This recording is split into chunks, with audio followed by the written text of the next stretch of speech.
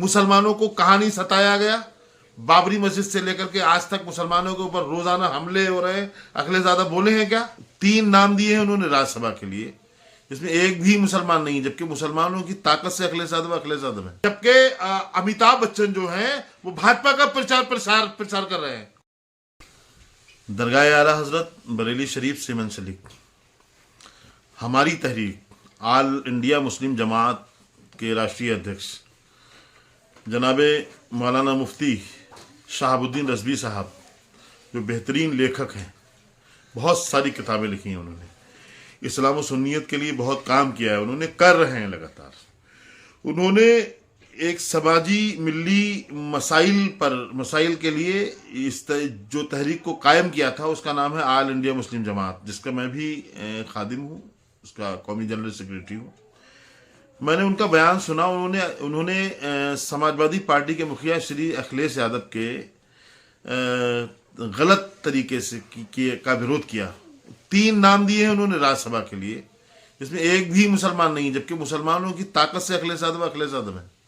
आज हिंदू बनने की जो होड़ चल रही है देश में, उस होड़ में वो पीछे रहना नहीं चाहते, वो सिर्फ राजनीति कर रहे हैं। हल्द्वानी का मसला हो, चाहे त्रिपुरा का मसला हो, चाहे दिल्ली का जहांगीरपुरी का मसला हो, चाहे और भी देश के बहुत सारे मसाइल जो मुसलमानों से जुड़े हुए हैं, कहीं अखिलेश यादव नजर नहीं आए, कहीं अखिलेश यादव हमारे साथ खड़े हुए नहीं मिले। मुसलमानों को कहाँ नहीं सताया गया। बाबरी मस्जिद से लेकर के आज तक मुसलमानों के ऊपर रोजाना हमले हो रहे हैं। अखिलेश यादव बोले हैं क्या? भारतीय जनता पार्टी में जबानी हमले कितने हो रहे हैं, कौन कब किस दाढ़ी टोपी वाले को आतंकवादी कहते पता ही नहीं है। तो उन्होंने जो कहा है वो सही कहा है। जहां कानून बनाए जाते हैं, कानून बिगाड़े जाते हैं, उस सदन के लिए अगर नेता चुनने का नंबर आएगा तो अखिलेश यादव फिल्म सिटी की किसी अभिनेत्री को बार बार भेजेंगे। जबकि अमिताभ बच्चन जो हैं वो भाजपा का प्रचार कर रहे हैं। और जया बच्चन अखिलेश यादव की नूर नजर है। क्या वजह है भाई? क्या कारण है? मतलब मुसलमानों को खड़ंजा अध्यक्ष बनाओगे, नाली अध्यक्ष बनाओगे, मुसलमानों को गली का अध्यक्ष बनाओगे, मुसलमानों के 10-10 साल के बच्चों को लाल टोपियां पहना करके घरों में दाखिला आप कर दोगे। और जब बड़े बड़े ओहदों का नंबर आएगा तो आपके खानदान के लोग नजर आएंगे या ये फिल्म सिटी के लोग आएंगे, नजर आएंगे। क्या है ये?